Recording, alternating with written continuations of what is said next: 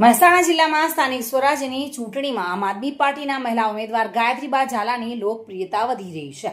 મહેસાણા મહાનગરપાલિકાના ચૂંટણી પ્રચારનો ward number 7 Radhanpur ચોકડી પાસે આવેલી લશ્કરી કુવા ખાતેથી શુભારંભ કરવામાં આવ્યો। આમ આદમી પાર્ટી દ્વારા શહેરના વોર્ડ નંબર 7માં મુખ્ય સમસ્યા વરસાદી પાણીનો ભરાવો તથા રોડ રસ્તા ગટર તથા પીવાના પાણીની ગંભીર પરિસ્થિતિ જોવા મળી હતી। વોર્ડ નંબર 7માં ઘણા વિસ્તારોમાં પીવાનું ચોખ્ખું નર્મદાનું પાણી પણ નથી આવતું।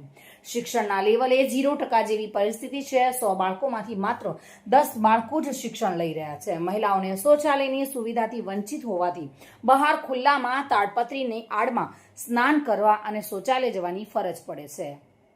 જો કે અહીંયા લોકો જીવના જોખમે રહી રહ્યા છે। વોર્ડ નંબર 7ના લશ્કરી કુવા વિસ્તારમાં આવેલી પાણીની ટાંકી જીવનું જોખમ ઊભું કરી રહી છે। જો કે આ બાબતે અહીંના સ્થાનિક સ્વરાજ્યની ચૂંટણીમાં આમ આદમી પાર્ટીના મહિલા ઉમેદવાર ગાયત્રીબા ઝાલાની લોકપ્રિયતા પણ વધી રહી છે।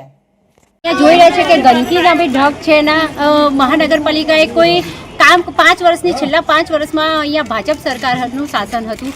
કોઈ જ વિકાસના કાર્યો કરવામાં નથી આવ્યા। નથી શૌચાલયની સગવડ, નથી મહિલાઓને નાહવાની સગવડ, કોઈ બીજી કોઈ પ્રાથમિક સુવિધાઓ કોઈ જ પૂરી પાડવામાં આવી નથી। અત્યારે અમે મહેસાણા 4 રસ્તાની જોડે મહાનગરપાલિકાના વોર્ડ નંબર 7ની મુલાકાતે છીએ।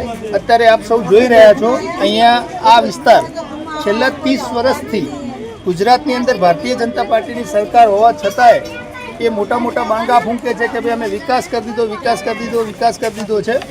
અત્યારે આપ જોઈ રહ્યા છો, અહીંયા ભારતીય જનતા પાર્ટીનો 30 વર્ષનો વિકાસ ઝૂંપડપટ્ટી છે।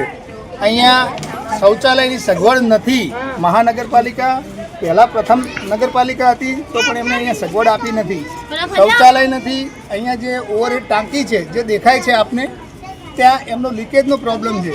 એમને વારંવાર રજૂઆતો કરી હોવા છતાંય એનું નિરાકરણ નથી આવ્યું। અહીંયા છોકરાઓ છે એમના માટે એજ્યુકેશન શિક્ષણ વ્યવસ્થા કોઈ છે નહીં। આપ જોઈ શકો છો। આપ જરાક કેમેરામેન પ્લીઝ આપ બતાવશો જરાક કેવી પરિસ્થિતિ વચ્ચે જનતા જીવન જીવી રહી છે। ભાવિન ભાવસાર સાથે bureau report, today Gujarati news.